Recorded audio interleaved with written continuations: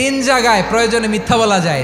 এক নাম্বার, আপনার ওয়াইফকে খুশি করার জন্য, সে একটু এরকম না বলে একটু কৌশল করে বললে খুশি হবে, ওটা বলা যায়। দুই নাম্বার, জীবন মরণের ব্যাপার, যান বাঁচানোর জন্য একটু কৌশল করে ঘুরিয়ে বললেন, এটা জায়েজ। তিন নাম্বার, দুইজন ঝগড়া লাগছে তাদেরকে মিলিয়ে দেওয়ার জন্য কৌশল করে একটু মিথ্যা বলা, ঘুরিয়ে বলা যায়। দুইজনের মধ্যে দেখলেন যে সম্পর্ক খারাপ, একজনরে বললেন, ভাই সে তো ওই দিন আপনার ব্যাপারে অনেক প্রশংসা। কি আমার ব্যাপারে প্রশংসা? কি বললো? এই বললো আপনি নাকি এই করছেন ওই করছেন, অনেক প্রশংসা। লোকটার মন খুশি হয়ে যাবে তার ব্যাপারে, ঠিক কিনা?